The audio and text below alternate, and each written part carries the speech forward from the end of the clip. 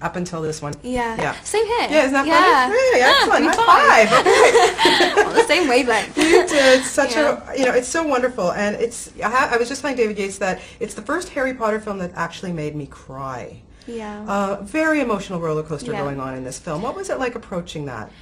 Well, I have to tell you as well, even though I knew what was going to happen, I was there when it happened, I've seen the whole film being made, I cried too. I'm not just saying that, I really cried. I just think Dan did such a good job. Well, I don't know if it's the same bit for you, but the bit that really made me cry was obviously when Sirius dies. And it's just Dan's face, just like these just big, just puppy eyes, just absolutely just can't believe it's happened. And it's just so awful, but anyway, I'm not going to ruin it for you. It was good. The set had a different feeling to it this time. It was quite an intense film to make. Yeah. A lot darker.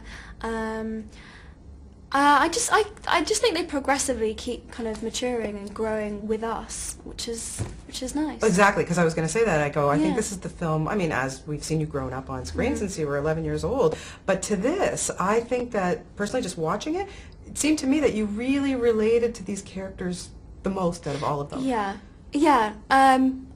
I think so. I mean, David really wanted to, not forget the other films that we've made. He wanted us to take everything that we'd learnt, all of our experiences from it, and bring it all together in this one, which you can kind of see where he used all of the flashbacks from all the other ones, which is so weird because then there's just the shot of me when I'm 11 and now, and it's really weird. But he really wanted the relationship between Dan, Rupert and I, which obviously is a real relationship. There is a real friendship between us, and he really wanted it to come across on screen, and I think it does, and it feels really genuine because it is, kind of. Yeah, so for sure. Yeah, I was saying that, Harry is going through such turmoil, and as you said, to watch Dan do it, I thought he just did a brilliant job in this movie. How hard was it for you, not just as his fellow actor, but as his friend, to watch him go through that kind of stuff? I guess, I think it was, it's emotionally exhausting doing that kind of acting every day, and I think, Dan never let it show, which I really admire. He's really, he never says he's tired. He works so hard, and he did a really good job, and I guess you just kind of just try and support him really and tell him. I was just there were so many scenes that I was in where I was like, wow, you're amazing, it was so good. So yeah, I guess just that. Any teasing going on before his big kiss scene? Did you rile him up? I didn't actually. I was quite good. I was quite controlled. I was quite sad actually because I wasn't on set the day that they did that scene, and I was like, damn, I really wanted to watch. But I think, I don't know. I think it was all right in the end. He didn't get too much stick for it. So. Okay. And obviously with each film we see more and more phenomenal British actors, the veterans, and this time you get to work with, with Imelda Staunton, Helen Bonham Carter, Yeah, Imelda though. Oh my goodness, what a bitch. I know. Whoa, tell me about it. She's in a whole new league of bad guys. She's she's so horrible. There's something really sinister about her as well. It's a different kind of evil in a way because she's so disguised. It makes it scarier because she's so screwed up. She's such a screwed up, messed up person. It's horrible. But yeah. And you're wearing pink today, Emma. Yes. I'm a little bit nervous about that. Why? Well, Imelda. Yeah. I'm giving off Umbridge vibes. Sorry, but at least I haven't got kittens in the background, and I'm not arranging all my everything perfectly, and oh dear. Exactly. So. Having David Yates as a director on this, you can see, I like I said, I love them all, but the differences that he brought to this. What was it like working with him as a director this time around? Well, it's funny because Mike and David are the first two British directors that we've had, and obviously Mike was the last director that we had on the fourth one, and they are such different personalities. I can't actually tell you. Mike is very eccentric, British, very big character. And then there's David, who is very softly spoken, very thoughtful, very perceptive, quite gentle. So it was kind of like a bit of a, I kind of had to adjust myself.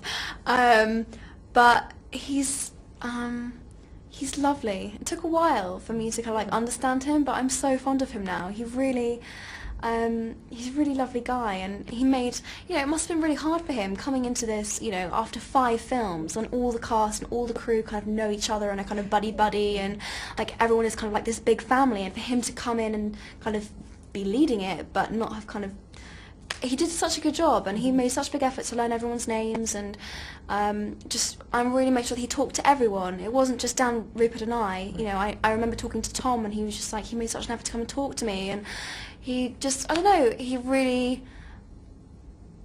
wanted to understand what it was all about and not change. I mean, obviously there are new things that he's brought in, and definitely elements of his personality and character that are in it, but he really wanted to understand and use everything that's also come previously, which I really liked. There's so many great themes in the Order of the Phoenix, but in the end, how important is it to stick by your friends or have them stick by you? Oh my goodness, so important. I think friends are so important. I think Harry goes through a really difficult time when so few of people that he thought were friends decide to stand by him. I mean, pretty much Ron and Hermione are, Neville and Ginny, hardly anyone really believes him. So he gets pretty angry, which you can kind of understand. But I mean, in a way, I think this film for me, the biggest message in this film is about friendship. And Harry kind of thinks to himself that if I keep my friends at a distance from me, then I'll have less to lose. And what he realizes at the end, which is kind of touching, which is that yes, he has more to lose, and it's scary and stuff, but it means that he has more to fight for. And that's something that Voldemort doesn't have and never will, and it actually makes him stronger than he will ever be.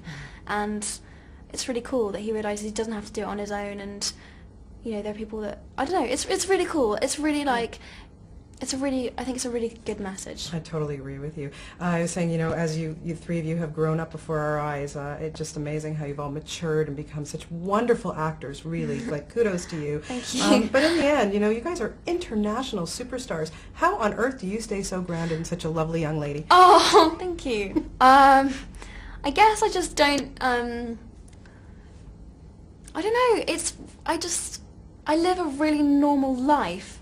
Apart from just around the kind of release of the film. And that sounds weird, but when I'm not filming, I make such a big effort to keep going back to school and keep living as normal life as I can. I try not to use chauffeured cars and bodyguards and things like that. I just public transport and being with my friends and being people my own age, and just my family keep me really grounded. I have a really, really strong, really supportive family around me, and that makes such a big difference. And can you go out shopping, like in London? Do you find that I do. The thing is, if it ever got to a point where I couldn't, I think I'd be so unhappy.